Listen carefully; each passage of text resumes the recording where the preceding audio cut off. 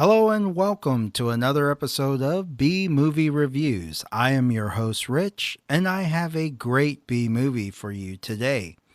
Do you like sci-fi movies? What about horror movies as well?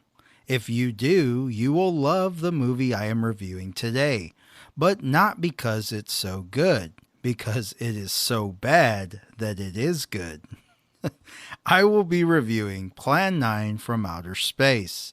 Warning, there will be spoilers ahead, so if you haven't seen the movie, I suggest you watch it first. Okay, Plan 9 from Outer Space was released in 1959. It was the same year my dad was born. Although I think this movie was actually finished a couple years before that, but there was problems with the budget or obtaining enough funds and finding somebody to distribute the movie that it didn't get released till 1959. So just a little backstory there. It does not have a rating. I could not find a rating for this, but if I were to say it probably, let's just say rated PG, because it does have some scenes where people are fighting or being attacked, and then there are some scenes where there's some obvious gunshots going on and somebody is attempting to shoot someone.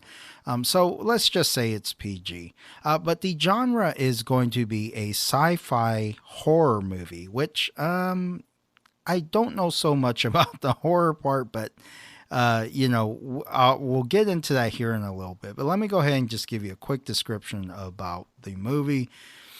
So, residents of California's San Fernando Valley are under attack by flying saucers from outer space. The aliens, led by Eros and his assistant Tanya, intend to conquer the planet by resurrecting corpses in a Hollywood cemetery. The living dead include a cape-wearing ghoul, a vampire, and a slow-footed cop who was killed for his nosiness. Now the humans have to stop the aliens at all costs. Plan 9 from Outer Space is a cult classic that truly is so bad it's good.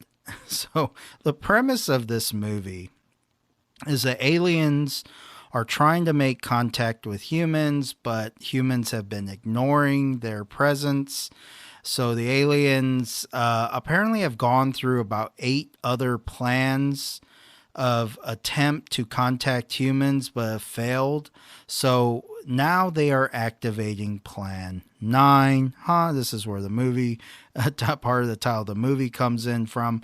Plan 9 has been initiated, and Plan 9 is to destroy the humans by resurrecting the dead.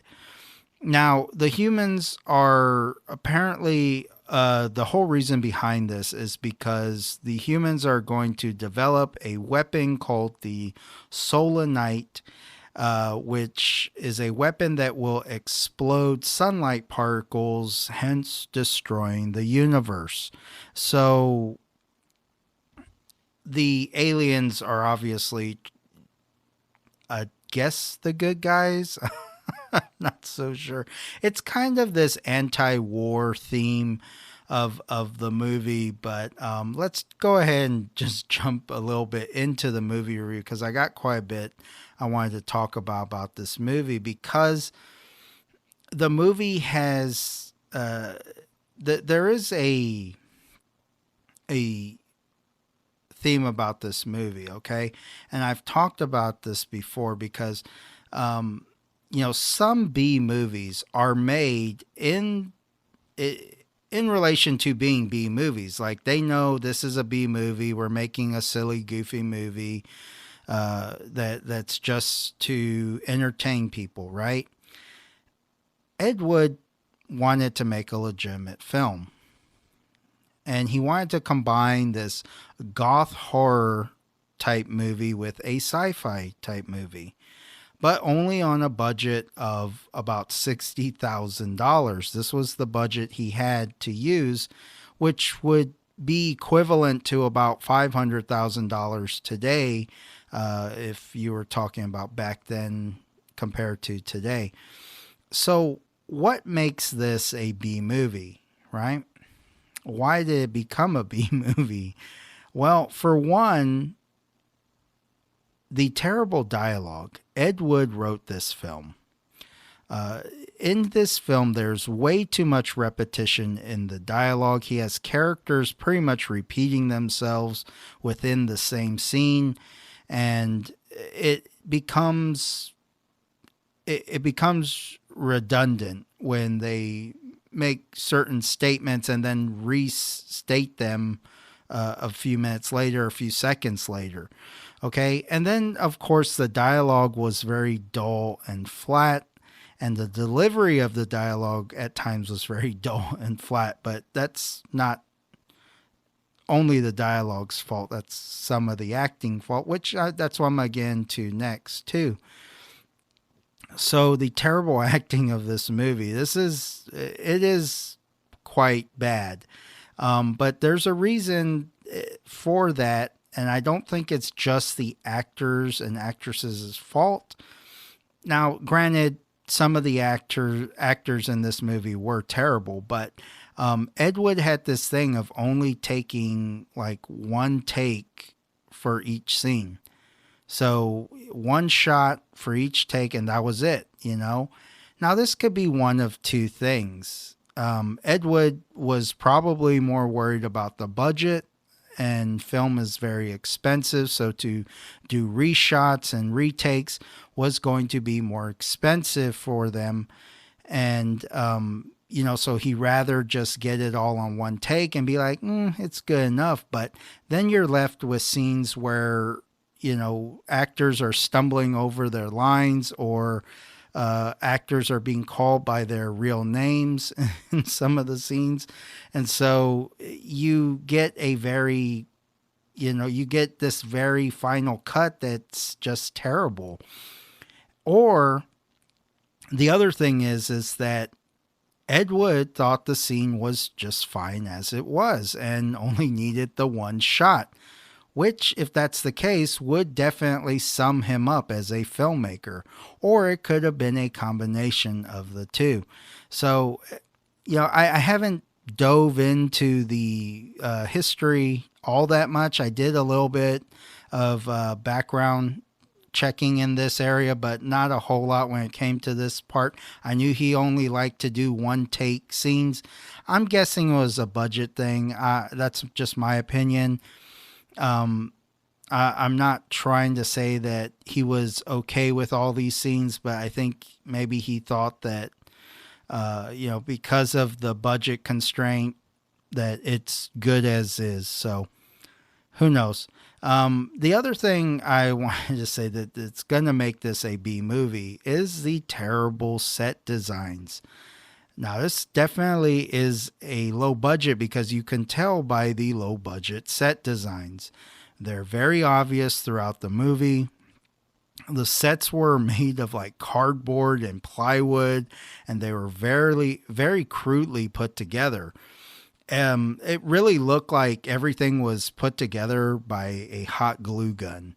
Okay, that's how bad it looked, right? The whole movie looked like a community theater project or a high school theater club wrote, designed, and acted in it. That's the whole time I was watching the movie last night. My fiance and I, we were watching the movie last night, and we were laughing at it because that's why this movie is so popular now, right?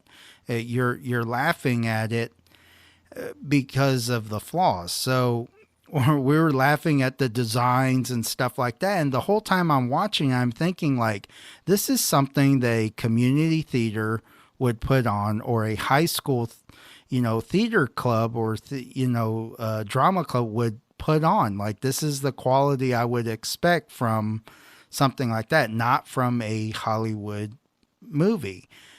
But here's the thing, is that Ed Wood was really trying to make a legitimate sci-fi horror movie, but he failed miserably at it. Okay? And this movie only really got notoriety because, and let's kind of, let me explain this. Okay. So these guys wrote this book. It's called the Golden Turkey Awards, right? And the book has Ed Wood as the worst director of all time and Plan 9 from Outer Space, the worst movie of all time. They're both ranked number one. Now, I I wouldn't necessarily agree with this.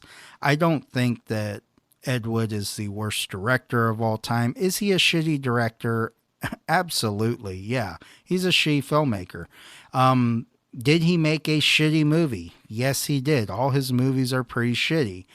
But are they the worst of all time? No, I've seen a lot of bad movies in my day, and I actually find Plan 9 from Outer Space quite enjoyable to watch if you have the proper mindset when you're watching it. Okay, some of the things that I liked about this movie. The movie is good for all the wrong reasons. I've said this before. But it really is definitely good for all the wrong reasons and all the reasons that I stated before: the bad acting, the bad dialogue, the bad set designs. They are all flawed, but that's what makes it good. That's what makes the movie enjoyable, is you watch the flaws of the movie and it makes it it makes it watchable, it makes it enjoyable. So the other thing that I do like Ed Wood's determination and drive to make movies. I find this very admirable. You know, from interviews and what's been reported is that, you know, people that worked with him said that he approached every project like it was the next, the next box office smash. And he treated it that way, and he wanted it to be great. But obviously, the guy he really wasn't a great filmmaker. He was pretty shitty at what he did. But I will say this: he has accomplished more than most people do in the industry. He has films out there. They have been shown in theaters. He has brought his thoughts and creations onto the screen, even though that they're crap, but he has done more than a lot of other people have. He's certainly done more than I have. And I am by no means a filmmaker. I don't really, that's not my area that I would say I specialize in. I watch and review film. And I can appreciate a director's ambition, even though I might not like his directive style or the way he goes about making films. And even if he's made some flops, I can say at least he tries and at least he's putting stuff out there. That is more than some people do that say, I want to make films, but never do anything about it. So I think, though, that filmmakers should look at his work, if only to see what not to do in a film. I think if you can watch his films and say, how does mine compare? And if I'm doing better, if my film looks and is written better and is shot better, because there were, in the movie, there's certainly scenes where he has night and day shots, and I'll probably get into this a little bit more here in a sec, for the things that I disliked about it. But if you're a filmmaker and you can say, what I'm doing is better than Plan 9 from Outer Space, then you can say, I guess I'm on the right track, and I am, I'm doing something that's right. And I mean, I know that bar isn't hard to rise above, but but if you're putting out something that's way better than this movie, then I would say you're on the right track. And again, just watch it to look at the flaws of the movie and see, look, I shouldn't do that, or maybe he should have done something like this, or he should have wrote it this way, or something like that. Because even when you watch someone's failure, you can still learn from it. This is why sports teams review their games, even if they've lost, a game, and they can improve on it, and they can practice, and they can get better. Okay, so let me go into some of the things I didn't like about the movie. Okay, and again, it's hard to critique B movies, but see, there's a difference. Okay, this movie was made to be a legitimate sci-fi horror flick. Okay, it's not like Killer Clowns from Outer Space, where it was meant to be a B movie. He tried to make a legitimate horror flick or sci-fi horror flick, and he failed miserably, obviously. But I try not to ding it on stuff like that, like the writing and the directing. But in this case, I really have to, because some of the scenes. So one of the things is some of the scenes are definitely go on way too long, and it gets really boring, like the scene where the army is attacking the flying saucers. And of course, Ed Wood has this thing of using stock footage. He had tons of stock footage apparently, and he used this in a lot of his movies, and definitely used it in this one, when he was showing all these soldiers loading rockets and missiles and bombs into the contraptions that will shoot them out. And then he has this colonel with the worst backdrop ever. You can tell that this guy's standing on a set, and you have this guy narrating the whole thing. And it's like, you didn't need this guy to narrate this scene, for one. You could have shown the stock footage and then maybe had somebody come in and say, Colonel, we're ready to fire on the targets. And then he gives the order, and, they fire on the spaceship. So, for, for what it's worth, the movie is entertaining in some aspects, but some of these scenes go on way too long. Like the near the end scene where the humans actually meet the aliens that look just like us and talk just like us, and they go into this whole elaborate, explanation of how humans are going to destroy the Earth with the solanite or technology. And it's just, the scene just drags on too. I remember sitting there looking at this, and I look over, my fiance's on her phone, so I know she's already lost all interest in the movie, or at least in this scene. But I remember I picked up my phone right after that, and I was checking something on Facebook, and I said, look, I'm trying to watch the movie. So I had to force myself to put my phone down to try and focus on the movie. But this whole scene was just boring. It wasn't until the end where they had this fight scene, and obviously they blow up the spaceship. The aliens kind of blow themselves up, so, I guess they're not that smart, but you would think that, we're this advanced species of alien that has mastered intergalactic travel, but we don't know how to create a device that can put out fires. So I don't know. It's just, obviously it's a very flawed movie, but yeah, definitely some of the scenes go on a little too long. It's a little too boring. And the other thing is this movie's real choppy. It does not mesh together properly at all. And that's partly because of some of the stock footage that he was using. And then he had to use stock footage of Bela Lugosi, who is accredited in this movie, but technically he never starred in the movie. They never filmed him for this movie. They used stock footage that Ed Wood had from some previous projects that didn't get greenlit. So he used those and inserted them into the film. And you had these certain scenes where Bela Lugosi was there. And then when they wanted to show him for other parts of the movie, they had a guy that clearly wasn't Bela Lugosi and he had a cape. Of course, he reprised this kind of vampire Dracula role. And he had this cape and he held it over his face, of course, to block his face.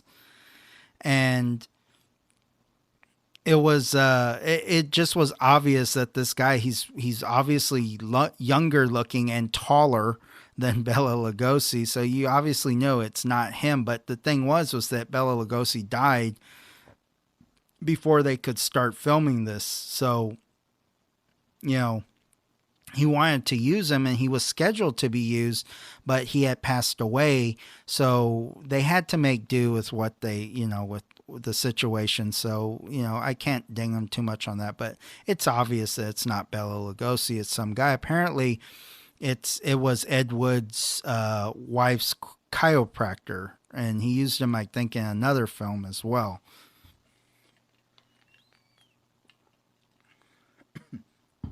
Okay, so my favorite scenes. I actually didn't really have any favorite scenes, but I did have like favorite parts of the movie, and my favorite parts are actually the flaws of the movie. Okay, which I found really entertaining and watchable. Um, some of the stuff was you find it comical now. Okay, and I don't think Ed would appreciate the notoriety that this movie gets now, because the fact is he was trying to make a legitimate film, but it was crap. And the only reason it's popular is for all the wrong reasons, because it's bad. And we watch it to laugh and mock it and make fun of it.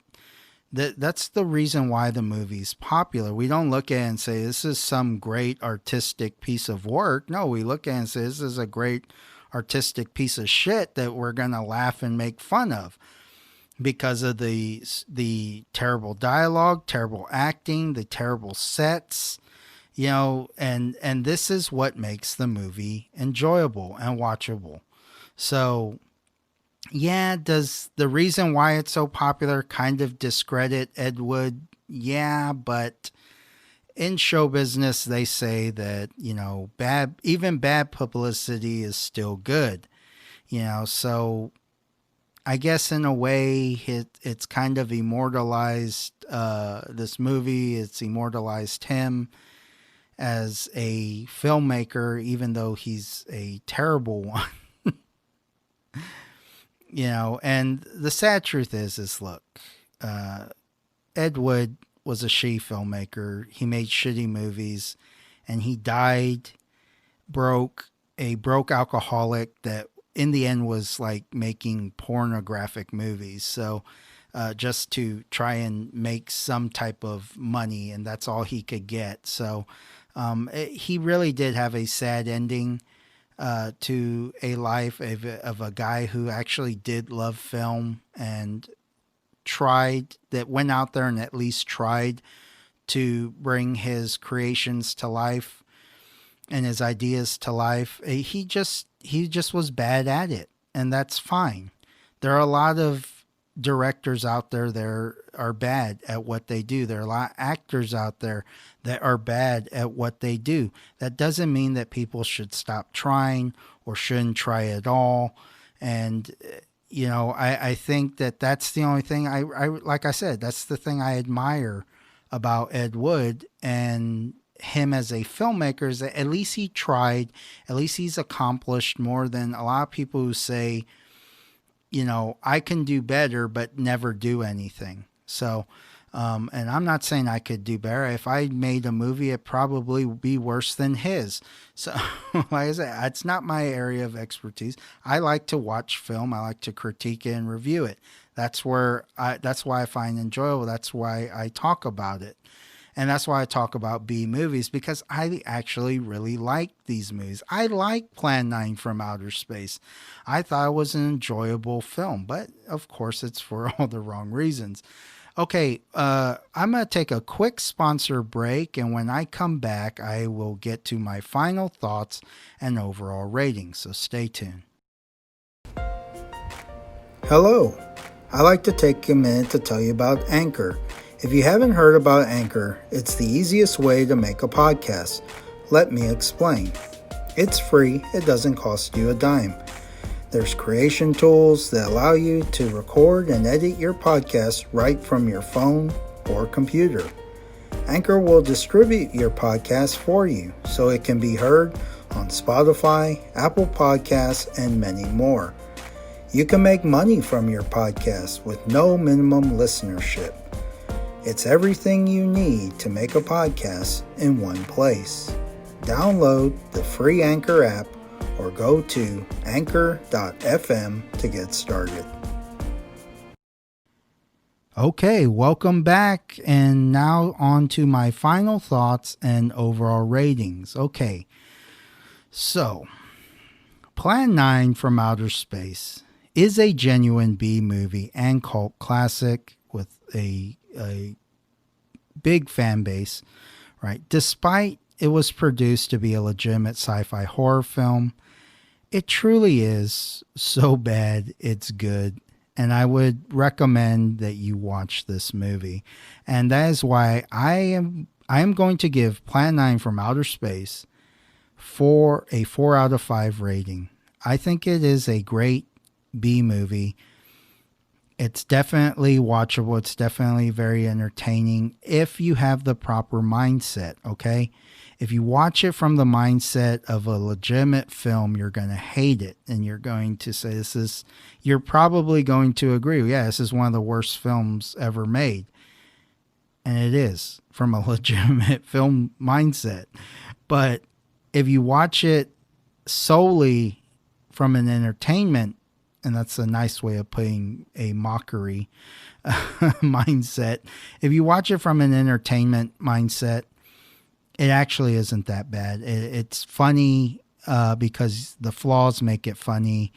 And I'm glad that this film was made, because sometimes you need movies like that. Sometimes you need to make fun of certain films, especially, you know, I guess in a way it's a little sadder because it's not a film that was meant to be a B movie. He was not striving to make a B movie. But in the end, you know, he wasn't a great filmmaker. And his movies weren't great. But if you watch them in the proper context of entertainment value, they're awesome. So, and this is the best one that he made. The other ones I've never really even heard of. And, you know, obviously they were all pretty low budget, but this is probably the one that gets the most notoriety when it comes to his filmology. So, you know, but that's just my opinion, you know. I don't think that he was some creative genius that was ahead of his time. I think he's just a crappy filmmaker that made crappy movies that winded up getting a cult following. And, you know, if you watch in the proper mindset, you find it entertaining. Okay, guys, well, that's going to do it for me. Apparently, I have some resurrected ghouls at my door, so I'm going to get out of here.